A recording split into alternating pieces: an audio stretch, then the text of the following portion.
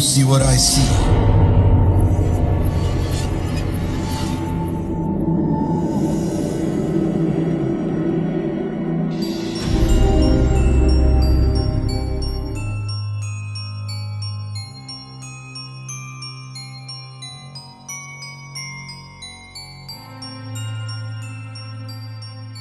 Gimana mas? Cocok nggak? Gini aja pak, kita lihat ke dalam dulu ya. Biar saya semakin mantep nih mau ngontraknya. Oh boleh, mari mas. Nama gue Karyo, gue lagi nyari rumah kontrakan yang lebih gede. Karena gue mau bikin studio di dalam rumah. Biar ngirit pengeluaran, jadi kalau ada kerjaan take VO gitu kayak gue gak perlu nyewa studio. Dan kenapa ngontrak? Karena gue emang suka aja pindah-pindah. Buat gue ngontrak tuh kayak pilihan hidup gue yang paling tepat. Karena kayak enak. Kalau bosen gue bisa tinggal pindah aja. Dan otomatis kan ganti suasana rumah, ganti juga suasana lingkungan. Jadi pindah-pindah rumah tuh bukan hal yang aneh lah buat gue. Cuman semakin kesini rumah yang mau gue kontrakin tuh emang kayak jadi semakin banyak kebutuhan. Jadi misalnya kayak sekarang nih, gue lagi butuh satu ruang yang agak lebar, itu buat gue kerja di rumah. Dan saat ini gue lagi di depan calon rumah kontrakan yang bakalan gue sewa. Di daerah Cinere, Pondok Labu, Jakarta Selatan lah, sekitar situ. Rumah ini tingkat 2. Dan rencana gue, studio gue bakal ada di lantai 2 sebelah kamar tidur gue. Karena kan gue udah sempet ngeliat kan di website bentukannya. Kemudian bapak marketing rumah kontrakan ini namanya Pak Dio mempersilahkan gue untuk masuk. Silakan mas. Siap. Setelah cek 1-2 ruangan di lantai 1 isinya cuma dapur sama kamar mandi dan ruang tamu yang beririsan dengan garasi 1 port car. Karena gak terlalu sering buang waktu di lantai 1 ya kayaknya. Jadi gue sih suka-suka aja. Dan akhirnya gue naik ke atas. Wih, gue lumayan kaget. Karena ada 2 ruangan yang menurut gue cukup ideal ya lebarnya. Dan yang satu itu megah, satu lagi itu yang bakalan jadi kamar gue gitu kan. Dan ada 1 WC kecil di pojokan ruangan. Wah gue langsung suka sih sama rumah ini. Akhirnya dari situ gue sudah berimajinasi membayangkan salah satu kamar di atas yang bakal gue jadiin studio itu yang paling lumayan lega tapi kayak pengap banget karena ruangannya tuh full dinding tanpa ada jendela. Tapi setelah gue perhatiin itu ada 1 bidang persegi panjang di ruas tembok yang sama lah di dalam ruangan itu. Dan warna catnya tuh beda sedikit sih sama warna cat di tembok lainnya sekitarnya gitu. Jadi kayak di bagian yang bidang persegi panjang itu catnya jadi sedikit lebih tua. Dan saat gue coba ketok-ketok itu bagian persegi panjang, gue kayak tok-tok-tok gitu kan. Wah bener nih suaranya beda dengan bagian dinding yang ada di sebelahnya gitu. Terus gue tanya dong sama Pak Dio, Pak ini bekas apa? Kok suaranya lebih nyaring dari bagian yang lain? Waduh kurang tahu saya mas. Mungkin gak rata aja kali waktu dibangun ya. Yah kayaknya gak gitu deh Pak Dio. Tapi ini kayaknya bekas jendela ya Pak ya. Coba deh Bapak tanyain ke ownernya. Kalau betul ini bekas jendela, saya mau bongkar. Boleh nggak? Soalnya saya juga pengen nih ada jendela di ruangan ini. Untuk pertukaran udara di studio. Kalau lagi santai Pak. Karena rencana gue kan di ruangan ini nggak cuma buat studio take VO ya. Tapi juga bisa buat nongkrong kalau ada teman-teman gue datang. Ya lumayan kan kalau ada jendela kayak wah perfect room sini. Terus Pak Dio jawab, baik coba saya tanyakan dulu ya. Tut gitu suara nyambung telepon. Di loudspeaker ya kan. Tapi setelah diangkat halo langsung ditutup tuh loudspeakernya. Terus gue dengar Pak Dio jawab kayak oh baik Bu. Kalau begitu nanti saya sampaikan ke Mas Karyo. Baik waalaikumsalam. Nah akhirnya Bapak Dio nih udah selesai telepon, dia ngehampirin gue dan bilang, Mas Karyo, kata ibunya, iya betul memang itu bekas jendela. Tapi sama orang yang ngontrak sebelumnya itu ditutup mas. Gak tahu kenapa, Tapi kalau Mas Karyo mau ngebongkar dan dijadikan jendela silahkan aja. Boleh kok. Oke deh Pak, kalau gitu deal. Saya cocok sama rumah ini. Singkat cerita akhirnya gue selesai ngurusin administrasi dan semua aman. Khususnya aman buat gue tinggalin dan jendela udah jadi nih ceritanya. Gue udah ngebongkar. Gue mulai tinggal di situ. Gue undang lah 3 temen gue, Tomo, Hakim, dan Darwin. Buat main sekalian ya nongkrong-nongkrong lah, kita kan udah lama gak ngumpul. Kebetulan posisi rumah kontrakan gue ini tuh deket sama SMA kita dulu. Jadi kayak berasa reuni dan nostalgia gitu ke daerah Cinere.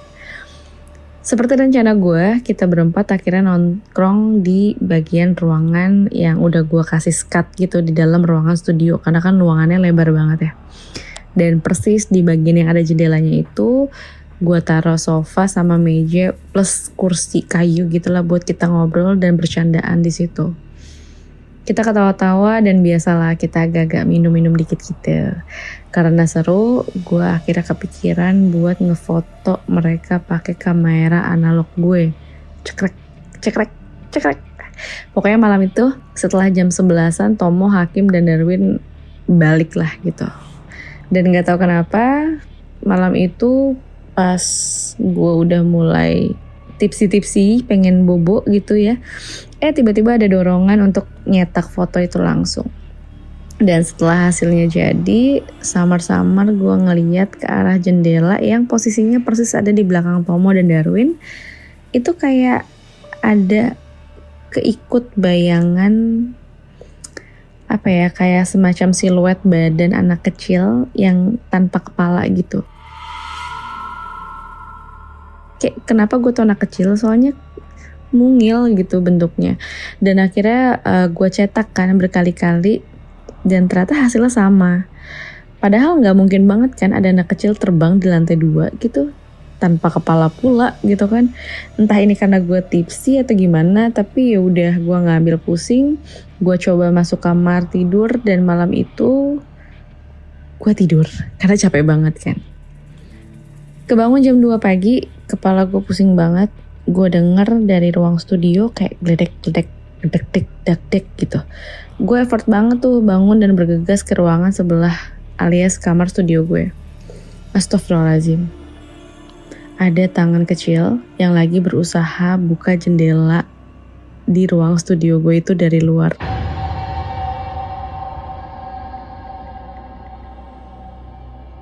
Gue sih gak berani ya untuk ngedeket.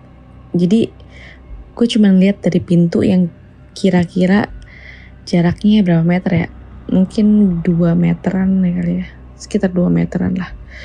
Gue cuma ngeliatin aja tuh dari situ.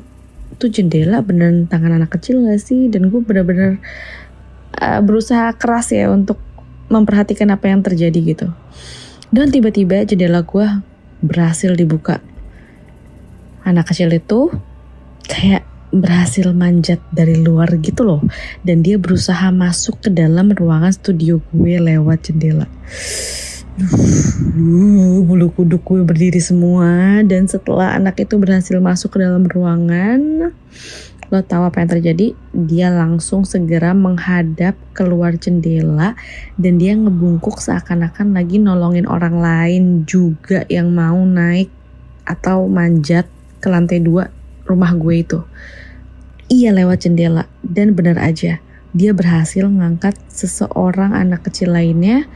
Tapi anak kecil itu, iya, kepalanya gak ada. Astaga. Gue refleks langsung lari ke kamar dan ngelihat hasil foto tadi yang gue fotoin pakai kamera analog. Dan ternyata semakin jelas hasil fotonya, dimana bagian anak kecil kepala buntung itu yang ada di foto gue itu gosong dong lehernya, kayak abis kebakar. Sumpah gue refleks ngebuang itu hasil foto dan gue kunci kamar gue dari dalam karena gue gak mau tahu ya apa yang terjadi di ruangan sebelah. Gue langsung naik ke atas kasur, gue bodo amat, gue kayaknya tidur lagi. Dan gue kebangun lagi sekitar jam 4 subuh. Gue udah dengar suara ngaji dari speaker masjid. Gak tahu gimana ngejelasinnya, tapi dengar suara ngaji itu kayak ada perasaan lega banget. Kayak akhirnya udah subuh dan ada suara ngaji-ngajian gitu kan. Kayak lebih tenang lah. Tapi gue ngerasain kepala gue tuh kayak pusing banget. Kayak aduh apaan sih. Tadi gue mimpi apa gimana ya. Oke. Gue bangun. Dan gue segera ke ruangan sebelah alias ke ruangan studio gue. Posisi jendela, astagfirullahaladzim, bener kebuka. Bukan mimpi itu gue kali ya tadi ya. Terus akhirnya gue memberanikan diri untuk ngehampirin jendela kan. Karena udah ada suara ngaji-ngaji itu. Gue lihat pemandangan keluar dari dalam jendela. Kelihatan ada lapangan kosong yang di tengahnya tuh kayak ada semacam bangunan gubuk gitu ya, kayak rumah tapi kayak terbengkalai gitu. Bangunannya kayak ada bekas gosong dan reot, jelek deh gitu.